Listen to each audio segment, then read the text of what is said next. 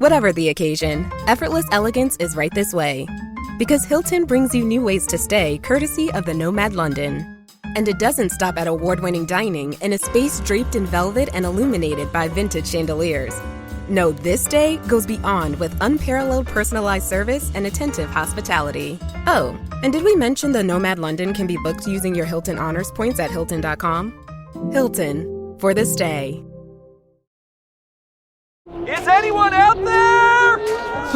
Another salesperson enduring the endless search. Exhausting. If you want to get right to the right conversations, you need LinkedIn Sales Navigator. Whether you're looking for new leads or strengthening existing relationships at your top accounts, get right to the right conversations with LinkedIn Sales Navigator. Try LinkedIn Sales Navigator now with a free 60-day trial at linkedin.com/trial. That's linkedin.com/trial. Terms and conditions apply!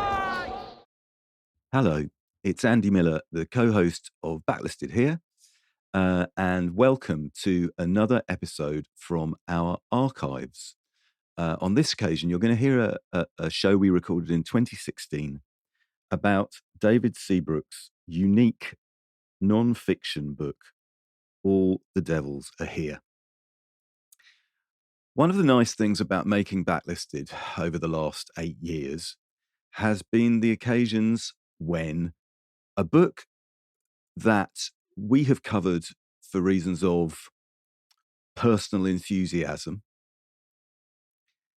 becomes something that our listeners discover, enjoy, tell one another about, and in the case of All the Devils Are Here, is actually brought back into print, partly because of being featured on Backlisted. Our guest on this episode, Rachel Cooke, and I share a real love of this strange, nightmarish, 3-part essay collection. Well, I'm struggling to describe it.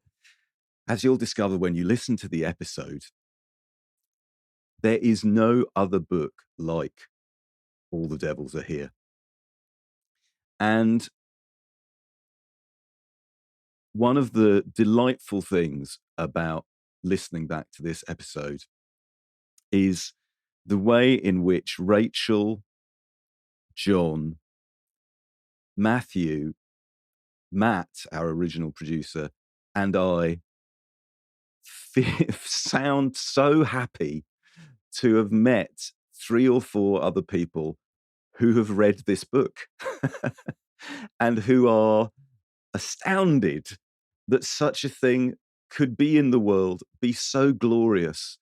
And we all bring different interpretations of it to the conversation. And we all bring our enthusiasm and our bafflement. And as Rachel says in the episode, the sense that you are reading a man having a nervous breakdown before your very eyes. David Seabrook would have been astonished, I think, that this book, following its republication by Granta a few years ago, has gone on to be a word-of-mouth bestseller in a way that it certainly was not when it was first published. And if we have played a small part in that, it makes me tremendously proud. I also can remember when we recorded this episode, I had the feeling that I always get when we make a good show. It's tremendously satisfying to think, well, people will listen to this and they will need to read this book. And the show still stands up. I think you can hear in my enthusiasm and John's and Rachel's quite what a special and strange book All the Devils Are Here is. Anyway, this is the last show that you'll be hearing from our archives. We're back soon with new episodes of Backlisted and a new season, which we're really looking forward to. Some really exciting guests coming up, some really interesting books. But in the meantime, please enjoy our attempt to connect something with something in this discussion from 2016 of David Seabrook's All the Devils Are Here.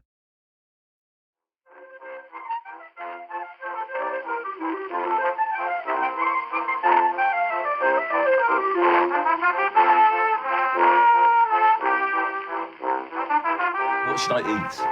You should definitely eat puffin while you're there. I've got a taxidermy puffin that I took delivery of about 3 weeks ago, and it's the best thing ever. They're a bit salty, but apparently they're delicious. No, don't ignore what Rachel just said. You got where did you? It's Edwardian. Okay. I got it Where from. did you source your puffin? Yeah. I got it from a shop called Hunter and Rose, which sells lots of taxidermy, which I'm obsessed with. But I'd always wanted a puffin, because They of are the puffin beautiful. books. Yeah, but they're so little. Were you all in the puffin club? Yes. Oh, yes. Totally. Totally, I was. I've got all my back issues in a plastic folder. Do you remember you got a plastic folder? Brilliant. It was just The first time I attended a happening at the ICA, which was something I was to do obviously often in later life. But the first time was for the Puffin, it was called the Puffin Jamboree. Or Oh, wow. Puffin, I queued up for Bernard Cribbins' autograph at the ICA. I seem to remember, and Quentin His Blake's. first and last appearance at the ICA. Yeah. We all the dropped first acid. It was... author event I ever went to was Michael Bond, the bookshop in Tame. I thought this was the most amazing thing. I never thought you could meet authors. It was really exciting.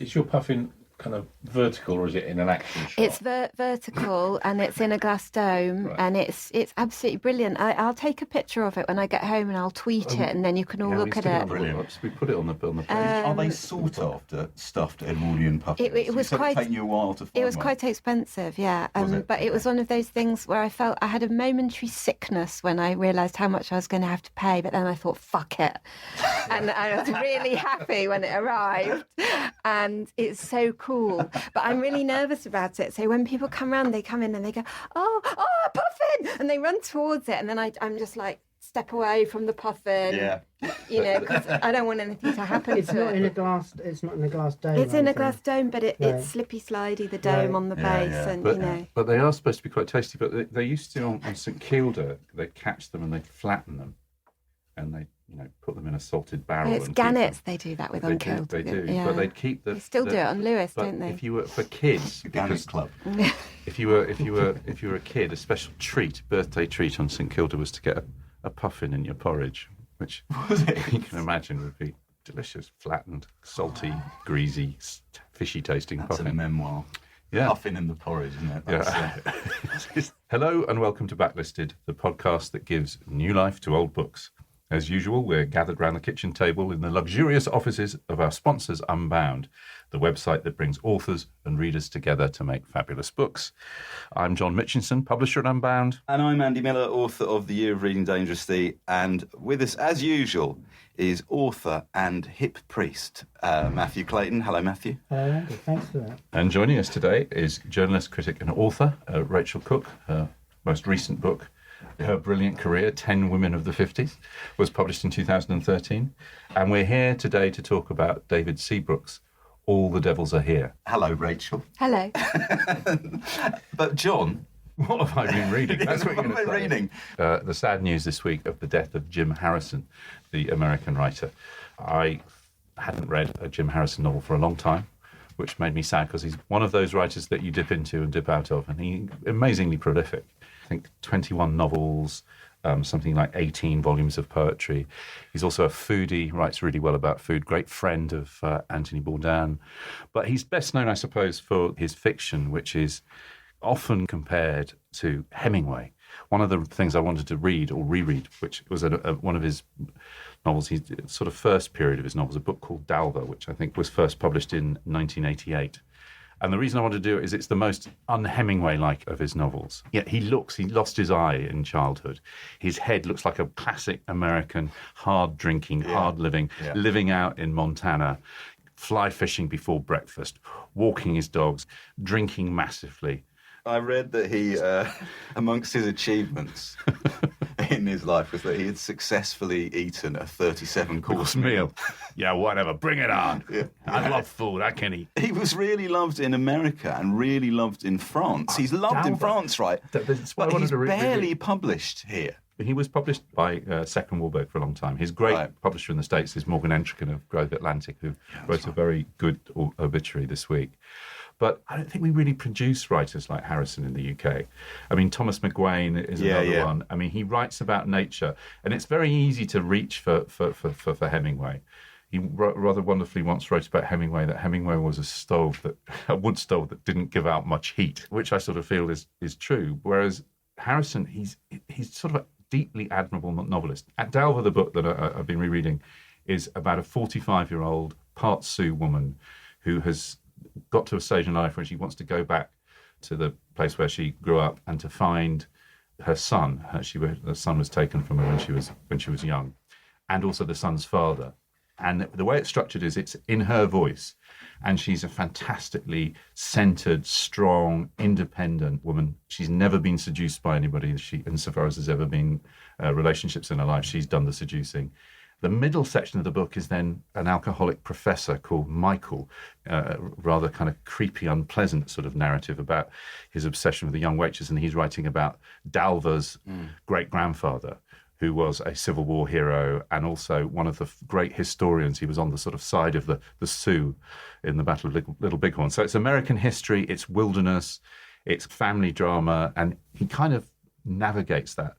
His prose is never flashy. I think he's just a great storyteller. All the things that you would want from a novel, it's sort of here. I've never read him, but when you talk about him, I remember seeing his books stacked up in compendium in Camden. And I remember when I worked for Waterstones in the early 90s, we used to import them. They were staples along with the Bukowskis. And every year there'd be a new Jim Harrison novel, and it, nobody would read it except for those people who love this kind of American fiction. I mean, he's got this great environmental, ecological thing going as well. So Gary Snyder, the poet, is also another writer he kind of gets compared to. Jim Harrison didn't much like academia, and he was constantly turning down lucrative offers to teach creative writing. And when he was asked once why he kept turning them down, somebody's got to stay outside.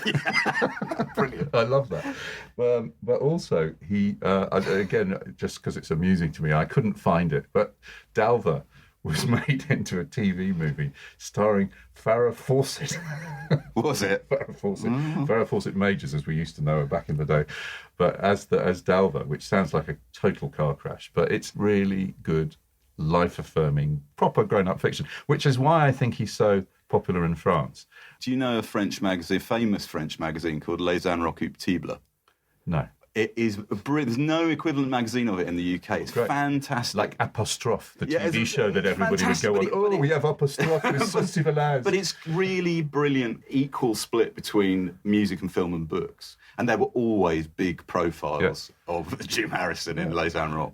Well, I suspect also it probably translates really well because the language is definitely non-flash. He writes beautifully about nature, but he doesn't write in a kind of fancy pants way. Well, I've never read anything by him. Mathew, have you read anything by Jim Harrison? I never heard of him before. Rachel, have you read anything by Jim Harrison? No, not exactly my sort of thing. Not up your street, no. A man who eats 37 courses. Well, that I'm his all in favour of. But actually, his food writing is good. He's a bit of a gourmand. Somebody said he was writing Dalva with one hand, killing rattlesnakes with his other. That's what I've been reading. Andy, what have you been reading? I've been reading. Well, what I've. Okay, so I read a novel. Yes, I did read something by Elizabeth Taylor because I'm always reading something by Elizabeth Taylor, as you know. I also read Life and Death of Harriet Frean by May Sinclair. Have you ever read that? No, I haven't, but I've heard it's depressing. That's all right. Yeah, I mentioned it when I was in the office last week, and one of your colleagues said, that is the most depressing book ever written. And indeed, it's very bleak. But it was really, really good. May Sinclair was very well known in her lifetime. This book was published in 1919, and it's the story of a woman's life from birth to death. It's very short. You could read it in a couple of hours. But May Sinclair invented the term stream of consciousness. Oh, Lord.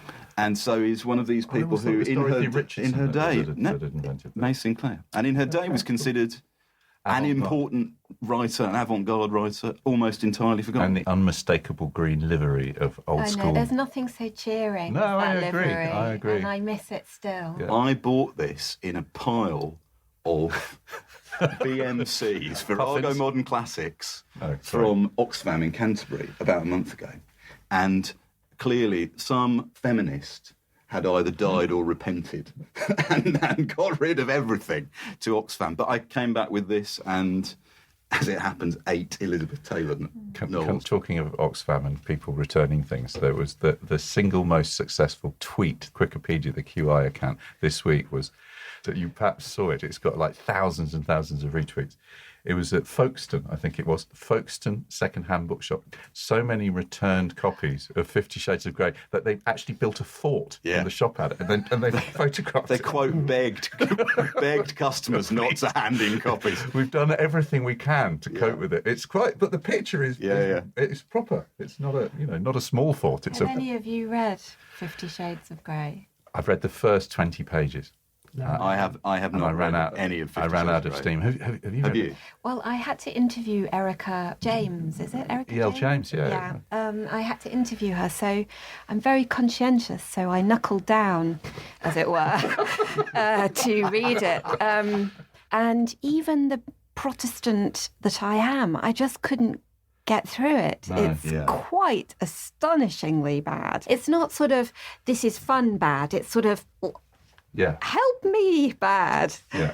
It's fan fiction. It's as well written as a lot of fan fiction is, and yet mysteriously, as is the way. Well, this is. Let's choose to accentuate the positive. Yeah. That's what makes publishing so interesting, because the public decide what they want to read. And I love the madness of 5 million people in the UK. There's always there's that strange thing, isn't it, about erotica publishing, which is actually, it's all about BDSM. They've all got that element. They've all got an S&O element in it. Those are the books that people like reading. When Black Lace launched, whenever it was 20 years ago that Virgin launched it, they closed Black Lace down the year before 50 Shades came out. It was Did they? kicking It's very them so weird. It's weird that work in literature. Why is that particular? I didn't kinkiness know people like? what fan fiction was, and I was at the hairdresser, and my hairdresser said, everyone in the salon is reading 50 Shades of Grey, and I said, and she said it's fan fiction, and I said, well, what is that? And she said, well, like any character from anything has sex with another character from anything, and I couldn't quite understand what she meant, and she said she went on this website on her phone. My hair was all like in foils, so we had plenty of time, and she said like, okay, here's a character from EastEnders, and what's a character from literature that you like? And I just said, some random figure from, like The Hobbit or something. And sure enough, there's one of the Mitchell brothers frantically having it off with, some wizard or something. I mean, it's just bizarre. It is quite bizarre. I met someone once, her thing was that she wrote sort of erotic fan fiction, and it was Vikings and Navy SEALs.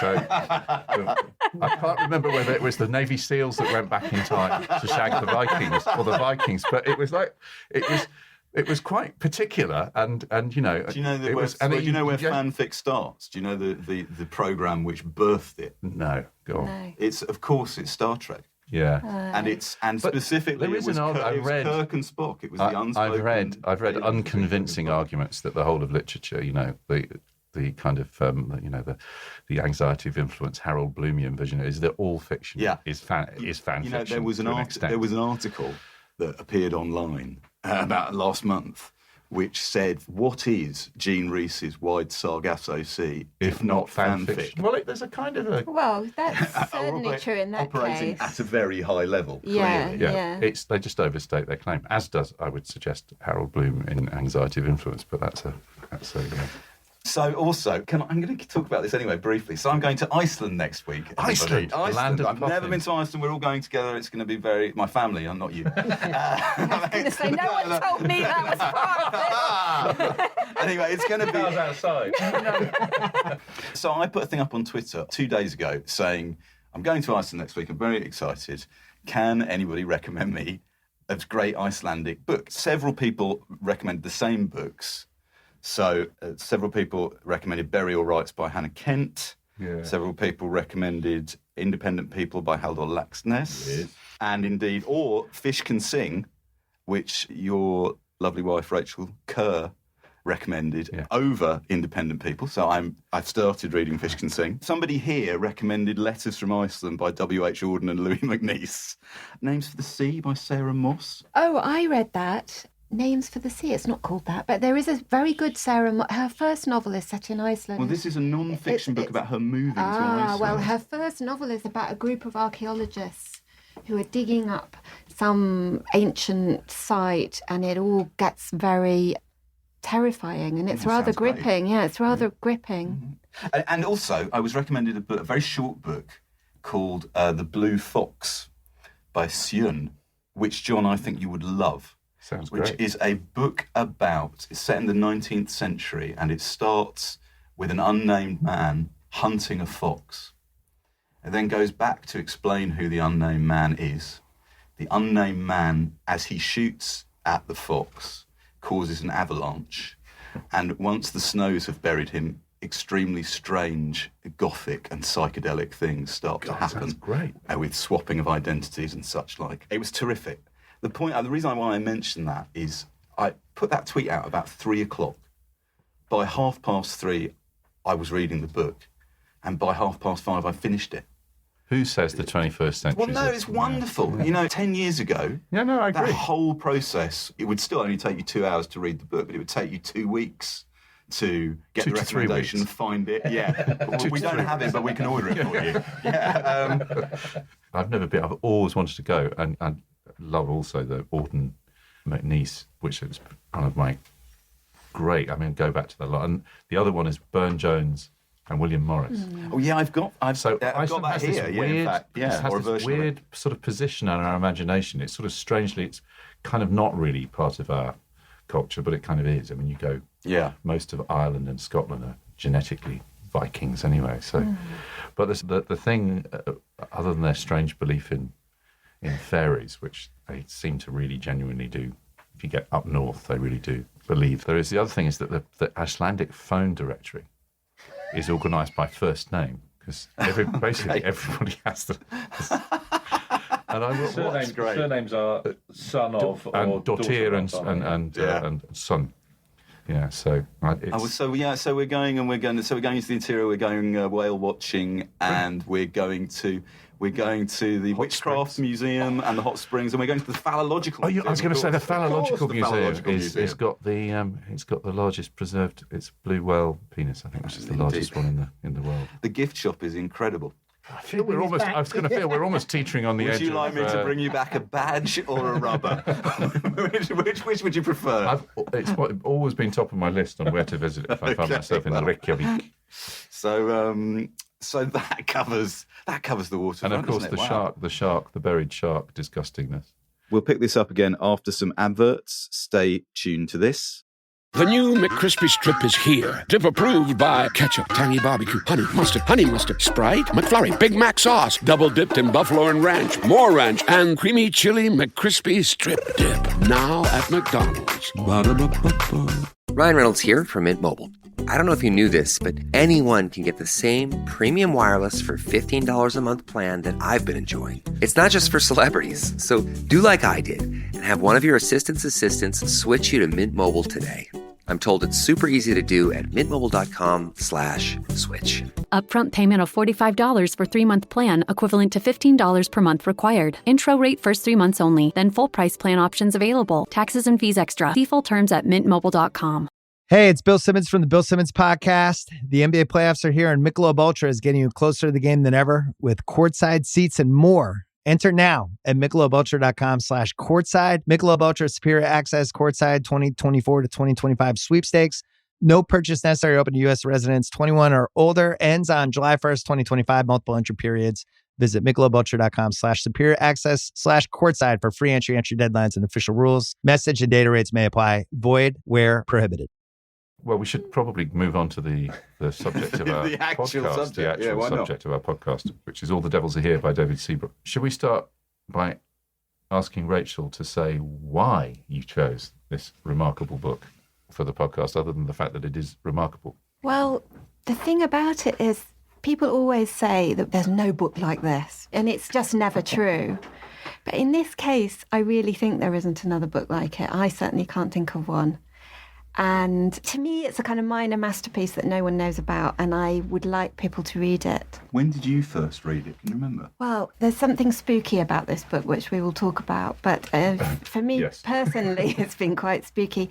When it came out in 2002, I read a review of it. And the review made a great impression on me. But it was one of those things where it was only an impression. I couldn't remember the name of the book or the author.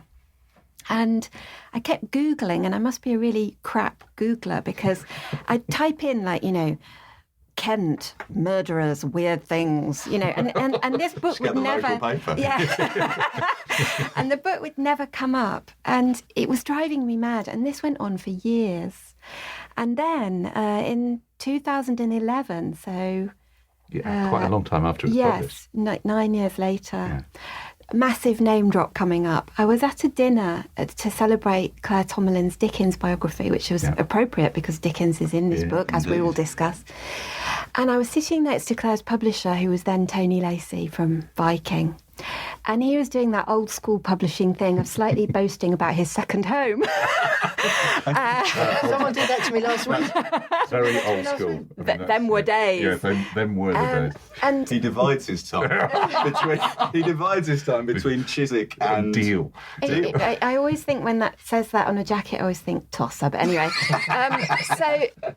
and he was talking about Deal, and I said, gosh, Deal, and I said, you must read Roger Lewis's book about Charles Hawtrey, the man who was Private Whittle. It's brilliant. And he said, yes, I've heard it's very good. Great. Yeah, he said, I've heard it's very good, but I'm actually reading a really good book about Thanet and the coast. And it's... Can I just interrupt you? I recommended that book to Tony Lacey. Did you? Yeah. Well done, Andy. The interconnectedness of all things. Well, anyway, and he said, I'm reading this book, it's called All the Devils Are Here. And as he said it, I became, I had this goosebump thing of thinking, this is the book I've been looking for 9 years. I've been trying to find out what this book is, and here it is. So I went home, I went onto Abe Books, I bought it. And I suppose all of us in our lives, you do occasionally have that feeling where a book comes to you and you feel like it might have been written almost for you. Mm. It maybe happens maybe 2 or 3 times. Now, it says something very weird about me that I felt that about this book. But I did. And I'm going to read the blurb in a minute, and you can make up your own mind. I'll just briefly say why. I have a very powerful feeling about faded seaside towns. Yeah. As a kid, my granny used to take me to Bridlington and Withensea. No one's heard of Withensea. And even once we had a week at Pontins and Morecambe. And I had very intense experiences in these places, which I perhaps won't describe here. But so I love those depressing seaside towns. To me, a weekend in Eastbourne is like the best thing that you can do, really, and going around charity shops. But also, a lot of the people in this book are people, it sounds so weird to say this, but from my childhood. So, for instance, Richard Dad, the first painting that I ever knew was the Fairy Fellows Masterstroke, because I had a big postcard of it in my bedroom. I don't know where it came from. Also, Dickens was our household god. My dad and my granny were that thing that might not exist now, which is working class fans of Dickens. Yeah, yeah. And they didn't really think that any other novels were like worth reading. My granny was blind, so she'd only ever listened to them, but they'd read Dickens. What you did was you read Dickens, and when you finished, you started again. And in our hall, there was a big picture of Dickens. My dad just worshipped Dickens. My sister was called Florence for Florence Dombey. So there was Dickens and Richard Dad and seaside towns, and I just had this feeling of awful kind of recognition. And to me, a lot of books, people say, this is such an interesting book. And then you start to read it, and actually there were interesting bits, but there are loads of longers. Yeah. This book, there's something interesting on every page, in every paragraph. But I'm going to read the blurb in a minute, because I think it's important that we tell people what the book is about, to the extent that one can do that. But one of the things that's brilliant about this book, I felt... Sound of Young Victoria. I felt rereading it was that Seabrook stays on the subject as long as he is interested in it. and then bolts to the next one. It's and it layers and layers and layers as it goes on, which actually is a really high-risk strategy because you would think it would be, you would be left with a feeling of superficiality, but actually I don't feel that at all. It's a short book. It's a short book. So let me just read the blurb, because we can assume that lots of people listening may not have heard. I think almost no one. Yeah. Well, this is. I know for a fact that this blurb was written by. But we should say it is available on Kindle. It's available on Kindle at the moment. I'd very much love to see it available again. Come on, Grant, do the right thing. Yeah. Anyway, or let me Unbound, something like that. This blurb was probably written by David Seabrook's editor, Neil Belton. The great Neil Belton, who is an author in his own right, of course. So, just let me read the blurb here. In his first book, David Seabrook takes us on a deranged exploration of the Kentish coastal towns of Thanet and Medway. He fuses his observation of these depression landscapes, city centres full of unemployed young men and asylum seekers and dodgy characters, with literary and historical associations that seem, through his eyes, more like bad dreams than heritage advertisements for the local tourist board. He sees the desperate jollity of Margate, where T.S. Eliot stayed after the Great War, as a key element in the making of the wasteland. He sees the desperate jollity of Margate, where T.S. Eliot stayed after the Great War, as a key element in the making of the wasteland. His Rochester and Chatham crawl with the ghosts of Dickens and the parricide Richard Dadd. In Broadstairs, site of John Buchan's The 39 Steps, he uncovers a weird network involving Lord Curzon, Buchan, William Joyce, and Audrey Hepburn's father.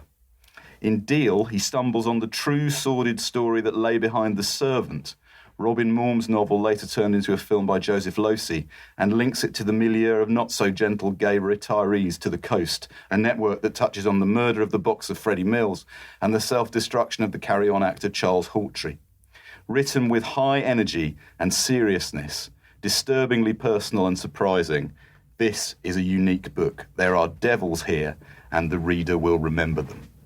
Yep. Now, I hope that makes everybody pause the podcast and go and download a copy of this book. It's absolutely wonderful. I'm just going to say to Rachel that the circumstances under which I read this book are slightly different. I remember reading a couple of reviews of it, as you did, and thinking, oh, that sounds interesting, but not doing anything about it.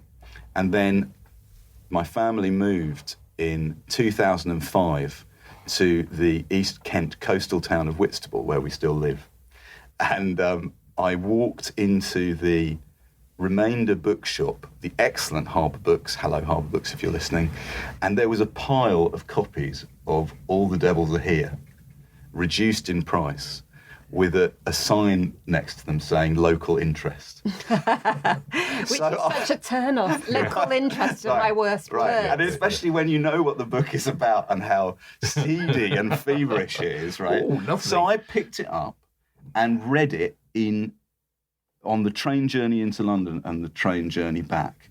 And I remember putting it down at the end, and we'll have to say something about the ending of the book, thinking, what did I just read? Yeah.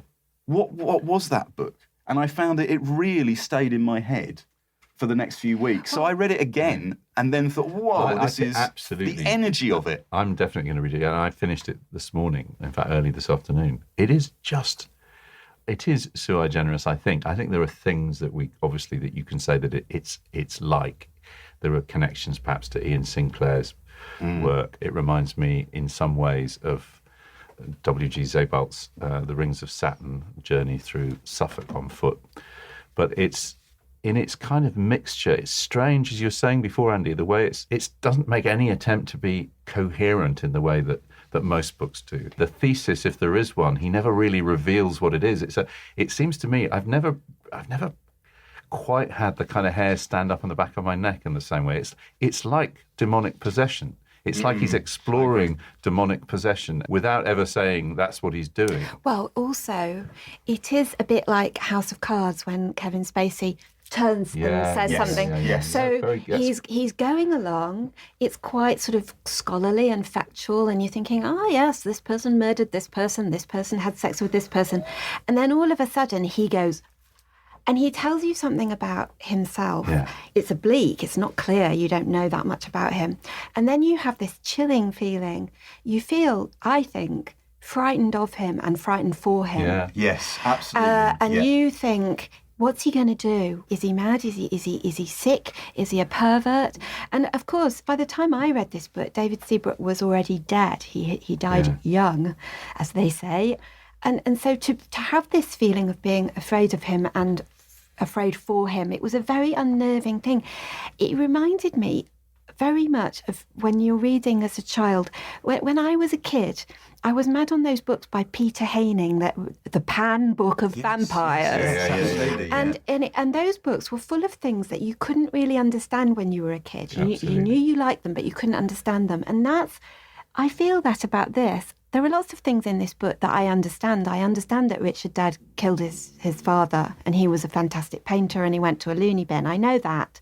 But there are so many things I don't understand about this book. Why are they in here? Why is David Seabrook like this or that? What's happened to him?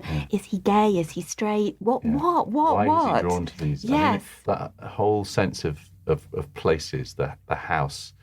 In Broadstairs. In Broadstairs, that becomes the home to... There's a house called Naldera, which is the scene of the 39 Steps, which he then brilliantly moves slightly along the coast to a nearby house, which is the home of Oswald Mosley. The whole way he kind of connects that story with... Well, no, it's not the house of Oswald. No. Naldera was the house of Curzon, and Curzon's daughter, Cynthia, was married to Oswald Mosley. She was the first Mrs. Mosley. And then Naldera became the home of this man, Arthur Tester, who was a leading light in the British Union of Fascists. Yes. Yeah. And then the story of that enables the story of Lord Haw and Audrey Hepburn's dad, who turns out to be a fascist as well. And you don't know where he's taking you, but you don't mind him taking you, even though you know, as they say, you have a bad feeling about this. I had a really interesting conversation earlier in the week. I rang Neil Belton up because it was comparatively difficult to find out things about David Seabrook. So I rang Neil up, and he told me that the book came to him via David Seabrook sending one of the essays in whatever form to Ian Sinclair. And Ian Sinclair, who at that time was published by Neil, passed it on to Neil with no agent involved, saying, I think you should look at this. And that thing, Rachel, that you were saying about Seabrook being someone you were... a narrator you were afraid of and afraid for. This is a thing that Ian Sinclair wrote about David Seabrook. He describes him in a very Sinclairish way as a Dole Q de Quincey.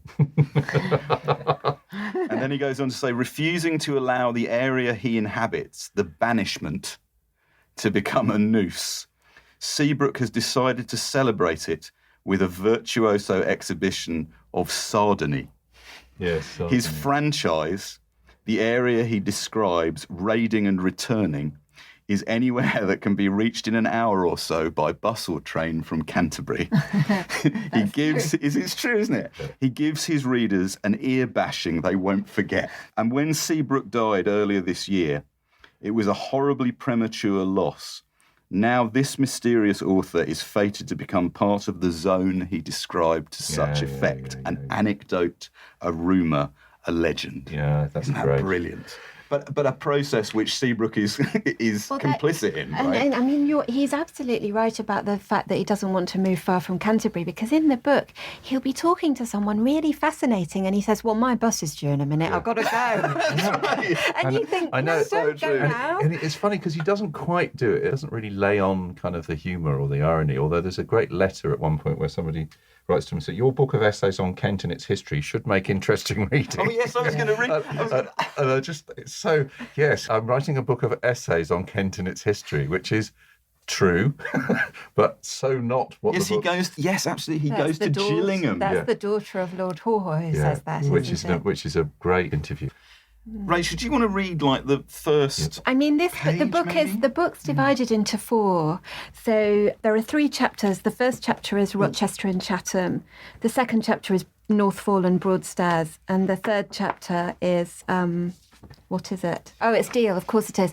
But there's what he calls a prelude, which is Margate, and it's about T.S. Eliot's nervous breakdown, and he goes to Margate to write.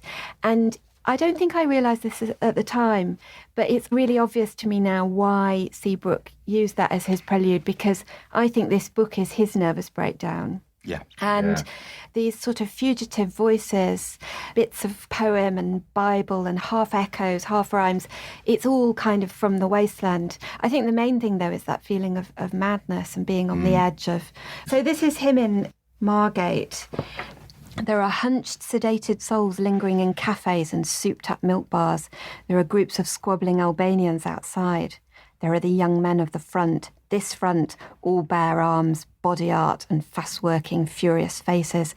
Faces that ought to be spouting water from the walls of Gothic buildings.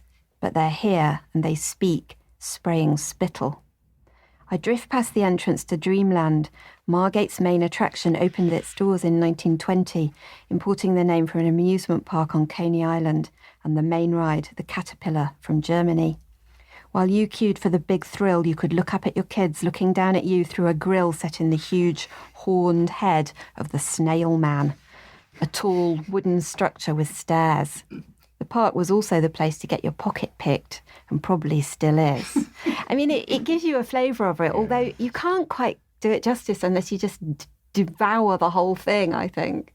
You know, you were saying this isn't a book like, you know, you mistrust this isn't a book like any other. Yeah.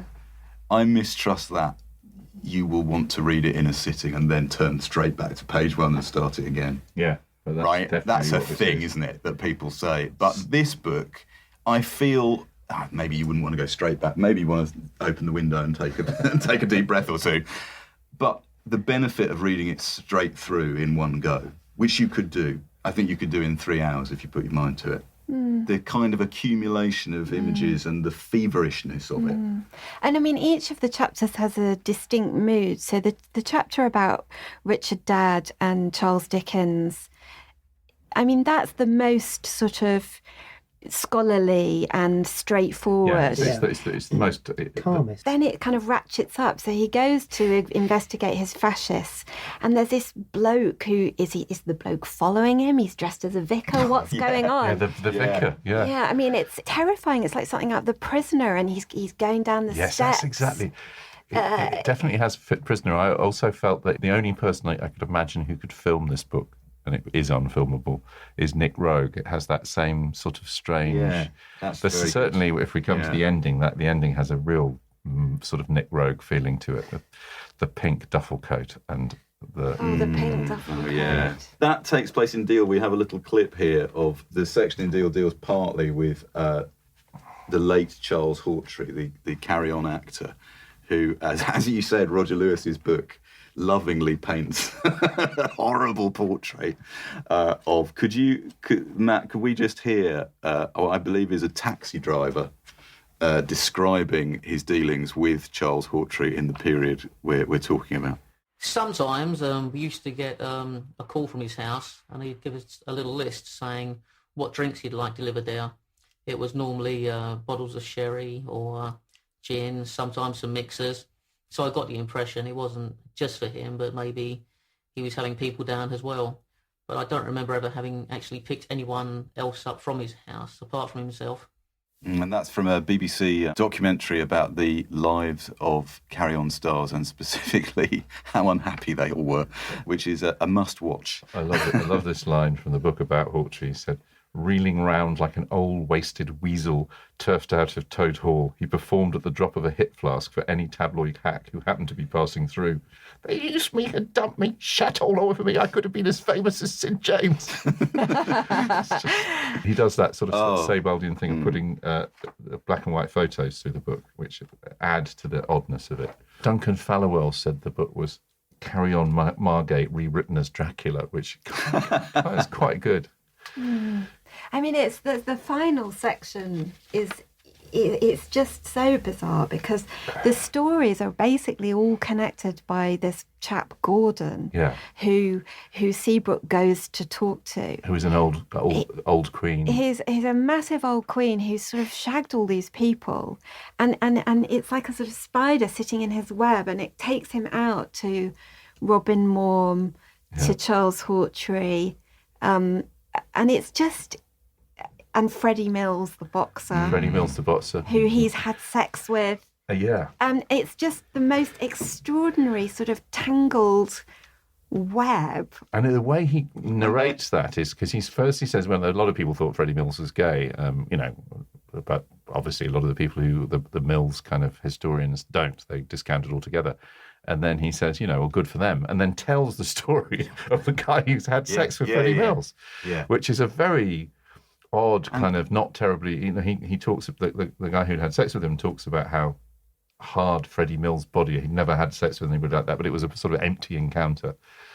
So this is going on, isn't it? And you're reading this and you're thinking, like you said, this is a web of, what is this? And then what happens? And this is how the essay ends and how the book ends. Mathew, what happens at the end of the book? Well, occasionally there are references to his wife or his fiancée in the book, aren't they? She's died. And she's died. And the book, and so you kind of, there's a little echo of this that comes through occasionally in the book in these little sections that are more personal.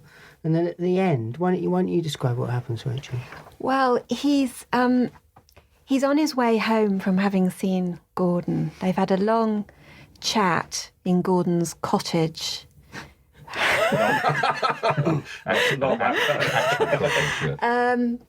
And he's going to get his bus. He's going to get his bus, and he says, it's clear that he's broke, and he says it's a question of rent.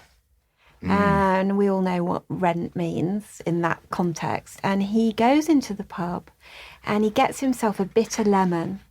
Yeah. And he sits down. Would be a bitter lemon. And he waits, and some blokes come in, and he gets talking to one of the blokes.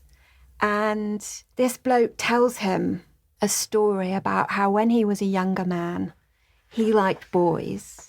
And there was one boy he was particularly fond of. And anyway, to cut a long story short, he thinks that this favourite boy of his was on the beach at Deal. And when he goes down to see him, he's wearing a pink duffel coat, and he pulls back the hood, and it's Charles Hawtrey. And then you cut back to the pub where Seabrook's listening to this. And it's obvious that they're going to go off and have sex, and Seabrook's going to be paid for this. Yeah. Or at least that's what he implies. Yeah. And that's how it ends. It's just a very strange ending, isn't it? I mean, even that little bit about bitter lemon. So when he goes into the pub, he orders a bitter lemon, but then a few paragraphs later, he's clearly drunk, and he talks about drinking gin. Yeah. So that's even kind of weird. That even the setup for that particular scene. Well, I think the guy's been giving him gin, hasn't he? And he just thinks, well, I'm going to drink it because it's going to make it easier. Because he doesn't really have an appetite for what he's about to do. He just wants the cash. But then there are a couple of bits earlier on where he's talking to people about stuff, and his first question is, tell me about his cock. They're quite in your face, forgive the pun, but suddenly he snaps straight into this very direct question, which again, thinking about the earlier section about Dickens or even T.S. Eliot, they're completely What you were saying earlier, Mathew, is the ending leaves you quite discombobulated, I think. Yeah. But also, what were you saying? It sort of changes what great endings do, which is make you think, what have I just read? Yeah. Rethink, recalibrate, it really recontextualise what you just read, right? It's a sort of major focus pull, and you suddenly think, hell, I need to go back. There's a section towards the end of the book, isn't there? The Freddie Mills section, which is also, he kind of elides that into the murders, 8 women who were murdered in London in the 60s. I'm going to say a bit about that as well, yeah. Jack the Stripper murders, because they were all murdered by being choked to death. They were strangled and stripped. And then he goes on Andy Seabrook's next book, his second book. Well, basically, I'm going to say a little bit about Seabrook based on what I could find out about him and what Neil Belton told me, which was really, really interesting. Basically, Seabrook was born in 1960. This is where he grew up, this area. So he grows up in Kent. He had quite a strict and Christian upbringing. He studied at the University of Kent. He did an MA in Proust. Neil told me that he was never quite sure what Seabrook did for money a lot of the time. But he definitely operated on the edge of legality and often over the other side of it. That he had, at times, done stuff he didn't feel too good about, which indeed you can It was seeping through this book, I think.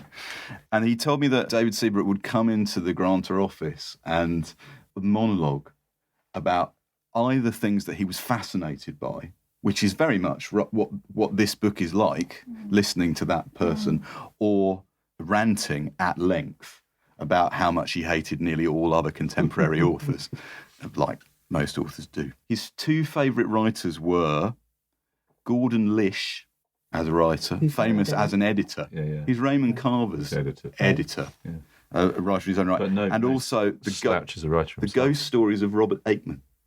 And Neil Belton said that he had never read, nor for that matter heard of Robert Aikman, that Seabrook lent him these, at that stage, very rare first editions of some of Aikman's books, and Neil loved them, and in turn got them republished by Faber, because the Aikman backlist came out a few years ago. David Seabrook did that. Amazing. Isn't that fascinating? That kind of, those little links that you were talking about that you can discern. There are definitely ghosts in this book, aren't there? And you know, it's a corpse-ridden book. Literally and metaphorically. Could we, I just want to listen to something first. Could we talk a bit about the Richard Dadd section? Richard Dadd is probably best known for killing his dad. Well, he's probably not best known for that. He's best known for appearing on the Antiques Roadshow. So we're going to listen to a clip of a Richard Dadd painting being uncovered on the Antiques Roadshow. Well, the first item we saw of really enormous value, I remember, was in Barnstaple in 1986. It was very strange the way it turned up. The couple who owned it didn't know the first thing about it and thought it was valueless. And they weren't even going to bother to come to the show. But the dog needed a walk, and the dog's favourite walk was in the park, right by our front door. So as they reached for the dog's lead when leaving home, they said, why don't we take that picture? We don't know anything about it, just on the off chance, we'll take the picture. So they took the picture off the wall and brought it in with Doggy. And the expert that day was Peter Nahum. Now, it is an extraordinary painting. I don't know who this painting is by. I know it's a wonderful painting. I would hope that some indications, I mean, it would be too much to hope, really, that this was a lost painting by Richard Dadd. Obviously, I've only had a few minutes to look at this, and it needs some investigation. So what I would like to ask you to do is if we may take it to London on your behalf and investigate it further. Oh, yes, certainly. We'd be interested as well, you see. So with the owner's permission, we took the picture back to London, took it to the expert, and we said, look, is this the long-lost Richard Dadd? And she said, yes, it certainly is. So then we had to go back to the couple in Barnstaple, went to their bungalow with a film crew, and that's when Peter gave them the good news and the valuation. It is an international treasure, a lost picture, and I feel that it could possibly make somewhat over £100,000. Hugh Scully, that's proper Antiques Roadshow, not Fiona Bruce. Yeah, the old school. So the painter Richard Dadd, we were talking about this as the most orthodox essay. What does Seabrook do with Richard Dadd in the essay? Well, he first of all tells the story of Dadd's madness and the fact that he murdered his father. And, of course, what happened was that Dadd was taken to an asylum and he spent the rest of his days there, and that's where he painted all of his great masterpieces. But then Seabrook, he starts to think about, you know, what sent Dadd mad, and Dadd went on this extraordinary journey across Europe to Egypt. So Seabrook goes off on this kind of digression about opium, about the Victorian passion for Egypt.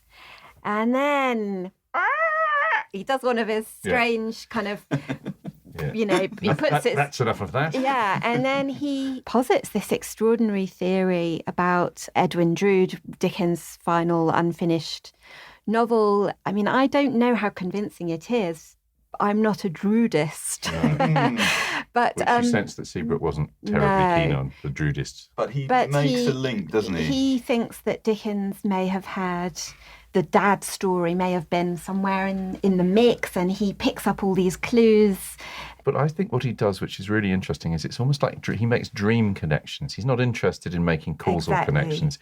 He lays things that have strange shapes that are similar next to one another and leaves it to the reader to make those kind of connections. And he's interested in sort of folk memory and things that feel familiar, even though they can't possibly be familiar because you've never been there before or whatever. That kind of weird... It's all about the uncanny, isn't it, a lot of it? I also think that essay is important in the structure of the book too, because it's the most orthodox one. It's sort of reassuring. I was just going to say, it's a bit of a pat on the back. Yeah. You're going to be interested in this. I'm interested in Victorian painting. But what you find out later is I'm massively interested in paedophilia and buggery as well. Murder and I can use the skills I demonstrate in the Richard Dad chapter to link Dad and Drood, but don't linger over. To more subversive effect as the book goes on. Stick with me. And he's very good about the Dickens industry in Rochester, isn't he? And he really takes the mickey out of the sort of Mr. Pickwick waddling down the high street and the and all of that. The heritage. So David Seabrook died in 2009. This was his first book. His second book is called Jack of Jumps. I have a copy, but I hadn't read it until a few weeks ago when I knew we were going to be covering All the Devils Are Here. And as I started reading it, I was thinking, wow, this is great too. And actually, as it goes on, you can feel Seabrook getting weighed down by it. It's a book about the Jack the Stripper murders. He had been given access to the police files for the first time. But there's a terrible sense of, first of all, he's pretty unpleasant about quite a few of the people talked about in the book. And the second thing is there's a weariness about it. It's a 350-page book. By, unfortunately, murder number 3, you can feel him thinking to himself, fucking hell, this is murder number 3. I've still got 5 to go. It's a slog, unfortunately. But when he died, he was working on another book about the... David Jacobs. Yes, David Jacobs, the 1960s show business lawyer who was Brian Epstein's lawyer. Who hanged himself in his garage in Hove in 1968. I mean, I think that... have you read Jack of Jumps? Well, and I don't want anyone to read Jack of Jumps because I just think it's pure distilled misogyny. I mean, it's just I find it almost unreadable. He's so vile about the women. The women were all mostly prostitutes, and he's so vile about them, and it's just it becomes intolerable. I mean, he's very, very good at evoking the seedy side of 60s London. He's brilliant about milk bars and clip joints and all of that, but the way he talks about the women is just he seems to identify with the murderer, even though he doesn't know who the murderer is. Andrew Mail, he agrees with you completely, Rachel. He basically said the thing that's wrong with it is the misanthropy and misogyny have both been allowed to grow wild and go crazy. And it's I suppose because it's uncoupled. He says something in All the Devils Are Here right at the beginning about T.S. Eliot, which really struck me, which is that the famous line on Margate Sand, full stop. I'd never noticed the full stop before. I think that's brilliant, that bit. I think that's really good. I connect nothing with nothing. And then he says it's the first and only time that T.S. Eliot transcribed something that was in front of him, which is incredibly powerful because it's this idea of Eliot recovering. But in a way, that's what Seabrook does throughout this book. He kind of transcribes what's in front of him. And he starts Hare's whether Runner, it's there or not. Whether it's there or not, which is... He doesn't ever check anyone's story either, does he? I mean, Gordon says, I had sex with Freddie Mills. Yeah. He doesn't try... He doesn't say, did this happen? He just leaves it there, as it were, for you to... That's what makes this book. And I think it's extraordinary. It's like one of those sort of dark flowerings that English literature throws up, sort of Death's Jest book by Thomas Lovell Beddoes, which almost nobody's read, or Confessions, Scottish literature, Confessions of a Justified Sinner by James Hogg. Yeah. These are really odd, strange, not get-roundable books. This book, it will haunt me for a long time. The thing about this book, I noticed when I told people that we were doing this book on Backlisted, what you find is that most people haven't heard of it, but the handful of people who have heard of it are passionate about it. Yeah. So Andrew Mail, who I mentioned, he really likes it. Jason Hazley, currently Britain's best-selling author because he is the co-author of the Ladybird parody books. He is obsessed with this book. I was delighted that anybody was giving it some time and space, which is brilliant. What I would say is that it's a great antidote to a lot of things that are very prevalent in our literary culture. So it's not, this comes from the time of psychogeography, and now we're into the new nature writing, and a lot of those books are so overwritten. This book's the opposite of that. He doesn't try. He doesn't try. He's a good writer inherently. He doesn't work it up. And he sometimes there are repetitions and cliches and things like that, and that's almost a part of it. Because you get a sense of the author from it. With lots of new nature writing books, you don't get any sense of the author at all. With this, you get a real sense. You said earlier on, Andy, that the book's about him, and it is about all these other people, but it's kind of about him. That's right. That's its strength, I think, and that's what gives it that edge and makes it feel wild and weird and kind of wonderful. The other thing it's an antidote to is this obsession that people have about likeability. I didn't like that book because no one in it was likeable. There's no one in this book that's likeable, not a single person. And Seabrook's not likeable, and that's why I like it. The books, it really reminds me of Nigel Richardson. Have you ever read Nigel Richardson? It is a kind of less dysfunctional version of this. He wrote a book called Dog Days in Soho. He wrote a really wonderful book about Brighton called Breakfast in Brighton, which is wonderful. Which starts with him walking in Brighton, seeing a painting in someone's house, and he gets obsessed by this painting, and he hangs out in this pub in Brighton, meets all these people that swirl in and swirl out, and tells all the kind of strange stories about Brighton. They're very similar, but not as crazy as Matthew, have you got a tenuous link this time? Well, the weird thing about this book is there are so many threads in it that literally, like Rachel was saying earlier, that thing about you pick it up and you think it's written for you. I had exactly that sense as well. So it was really impossible to find anything because on every page there's something really. From Donald Sinden's memoir, I'm probably the only person under 70 who's read Donald Sinden's memoir, which is wonderfully called A Touch of the Memoirs. It's referred to in this book, or 39 Steps, talking about John Buchan. I worked with John Buchan's grandson, Toby Buchan.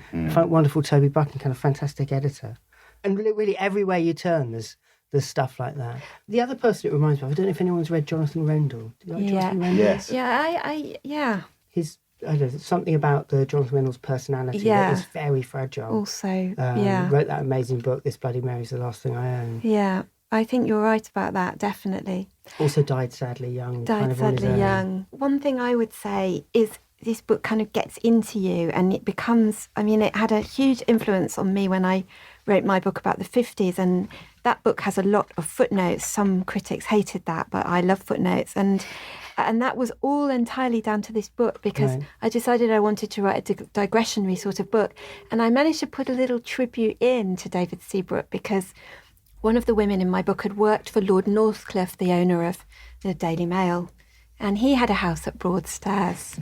And I put this in the book for no other reason than for David Seabrook, really, because it hadn't pertained not at all to my thesis. But one day Lord Northcliffe was on the beach with one of his editors, Hamilton Fyfe, and Hamilton Fyfe was very, very shocked because Lord Northcliffe picked up his walking stick and he bashed a seagull and then he beat it to death on the sand. And I thought that was so Seabrookian, and that should be in here, shouldn't it? It will always be with me, this book. Funnily enough, I found it very influential. When I reread it this week, I realised that I had inadvertently, I'd name-check it in the Year of Reading Dangerously, but I'd lifted a couple of things.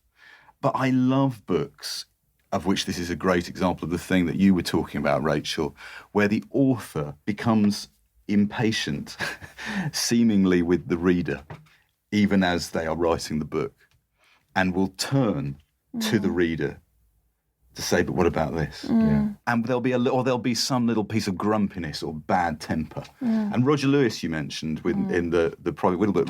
We've talked on this podcast about Roger Lewis's Peter Sellers book. That's a brilliant example of it. Footnotes which are there purely to allow Lewis to bang the table and tell the reader how cross he is. I could talk about that book all day because I was at the Sunday Times when we serialised that at the Sunday Times, that Sellers book. I was a very young girl then, and Roger Lewis.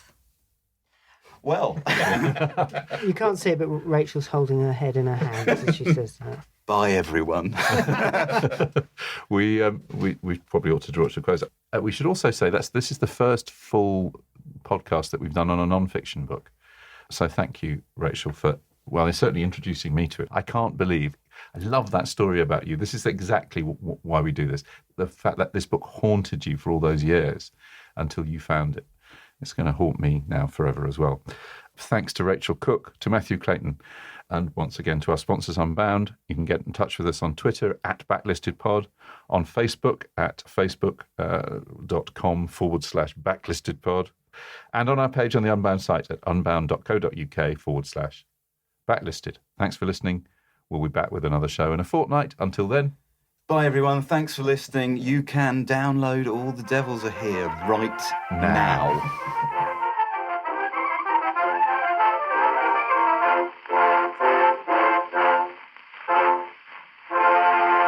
You can choose to listen to Backlisted with or without adverts. If you prefer to listen to it without adverts, you can join us on our Patreon at patreon.com/backlisted, where you also get bonus content of 2 episodes of Locklisted, the podcast where we talk about the books and films and music that we've been listening to over the last couple of weeks.